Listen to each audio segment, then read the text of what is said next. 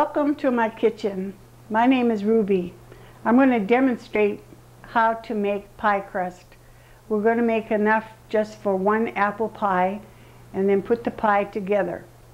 First, I want to tell you just a simpler list of equipment you'll need. We need a board to roll out on, the rolling pin, a large bowl to mix it in, measuring cup and spoon, standard measuring equipment, pastry blender, pastry brush, and that about does it. We could have a spatula that would help beginners lift up the rolled dough, and pie pans, of course, or Pyrex pie plates to put the pies in. And that just about does it for the equipment. And so for the ingredients, we're just going to work with gold medal flour, all-purpose flour that is, and Crisco vegetable shortening, salt, and cold water, or ice water is even better. So let's begin. First, I'm going to lightly spoon 2 cups of flour into my large bowl, because we're just going to make one double crust. If I was to make more, I'd have to have a larger amount of dough made up, of course. But when you're practicing, it would be a good idea to just start with this amount. It's easy to work with, and if it shouldn't, by some strange thought, not come out just right, you haven't wasted that much and you can start over. But that isn't going to be the case. After you've seen how simple it is, you can do it too. Okay, I have my 2 cups of flour in there, and next comes some salt. The recipe will be in the packet, but I'm going to tell you still what I use as I go along. A skimpy teaspoon of salt. That means, or scant. You must not heap it up around it. For this amount of flour, it would be too salty. I'll carefully mix the salt through the flour. Then we'll measure the shortening. I use the water displacement method. I have 1/4 cup of water here, and I want 3/4 cup of shortening. So I displace the water by pushing the shortening down into the water, and when the water has reached the 1 cup line, I know I have my 3/4 cup. It makes it so it isn't messy. You don't have to get your fingers in it, and it's fast and accurate. I don't have to worry about air bubbles or mashing it down to make sure I have that amount. I just take the knife and push the shortening down into the water like this. See, it's almost up there. Keep doing that until the water line has reached the 1 cup. Oops. A little bit more.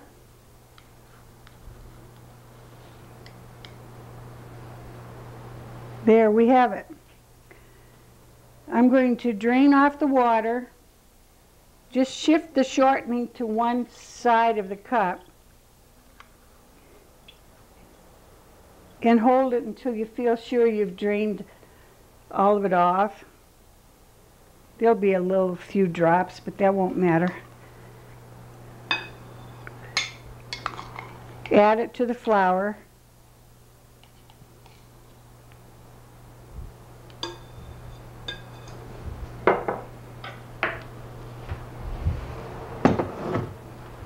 Now we use the pastry blender we talked about. We're going to cut the shortening into the flour. Every little granule of flour is going to be covered with shortening, after we get through with this step. It looks very white now. When all the flour has been covered with shortening, it will take on a cream look. And if there's any spots where there's still white, you're going to know that you haven't reached that flour. You're going to have to go back and chop the shortening in some more and make sure it's all covered.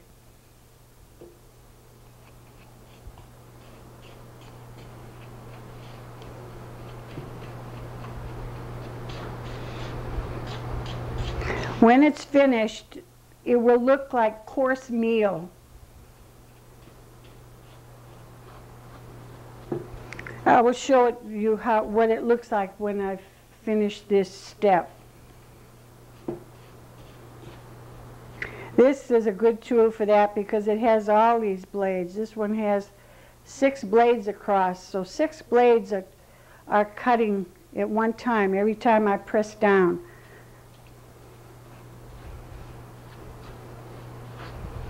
I'm going to lift up this, I'm going to drag it around the bowl and look and make sure there's no white flour that hasn't been having shortening worked into it. Now I don't see any more. When this step is done, we're ready for the cold water.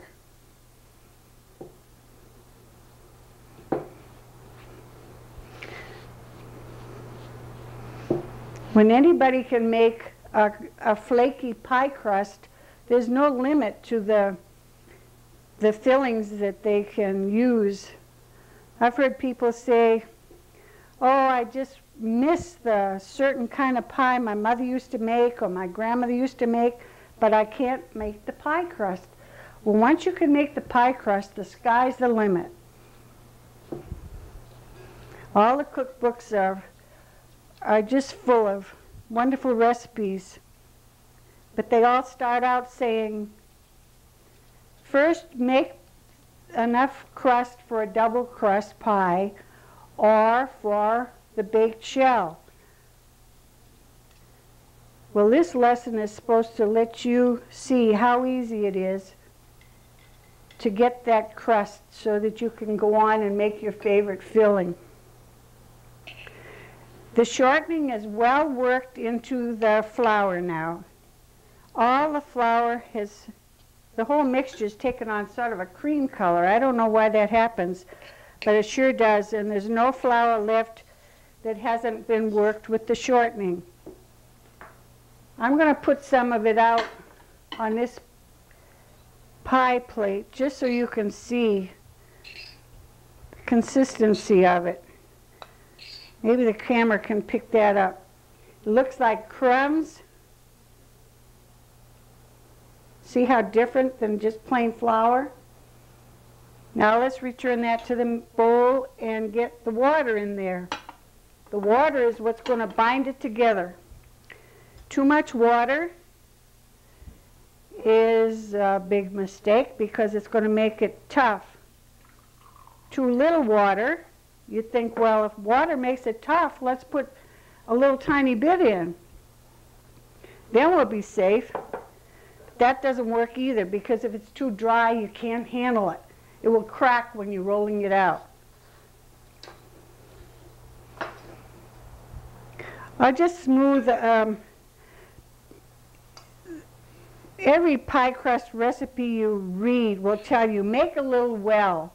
That just means find the bowl in the center. Move the mixture until you find the bowl in the center.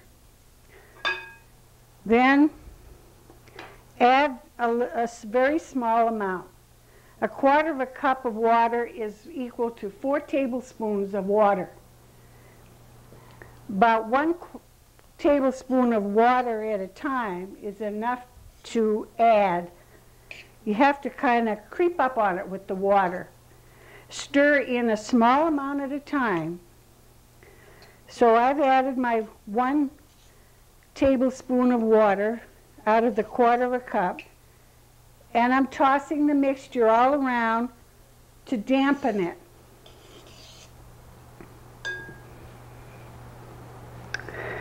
Now, for some reason, it isn't so necessary to make a well. Just put the second tablespoon of water all around the top in drips, just little drips every place, and keep working it in, tossing the mixture to pick up the dampness. How damp to make this is what comes with practice. We start out telling you 1/4 cup of water for 2 cups of flour. There are some situations that would make that vary. I added another one. There goes the 3rd tablespoon, still dampening it all up so I can handle it. The more exact you can get in giving out a recipe, the more consistency you can get. If I could tell you just exactly that 1/4 cup of water was going to do this every single time, there'd be no problem. Everybody would do it the first time and get good results. But you do have a little bit of variance with some weather conditions. So in other words, the flour is an exact measurement. The shortening is an exact measurement, but there may be some variance with the water. If it was very, very rainy, you wouldn't be able to use that much. You just have to practice enough to know when to stop. But to teach it, it would be so easy to just say it's always this way.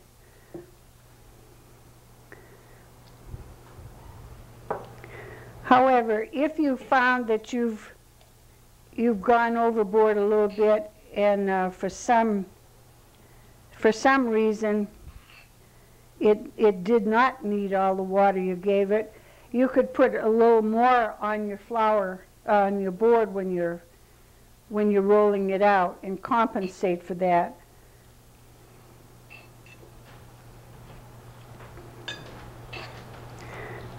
So this is well mixed and it's all dampened now.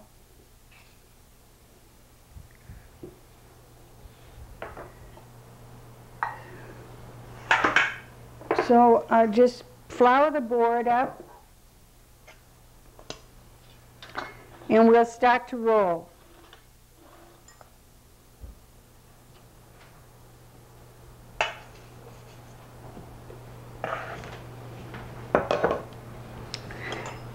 And my wish is to cover some things that the recipe just does not tell you. For one thing, they say start with 2 cups of flour, but they don't tell you to lightly pack it so you won't have too much flour for the amount of shortening, and so forth. So the whole purpose of this demo is to fill you in on some little tricks that the recipe hasn't been explicit with.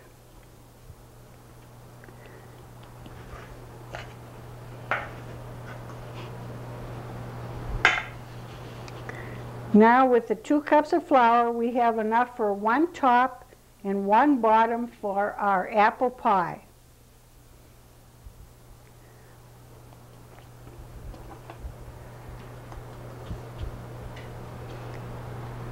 I cut the dough in half.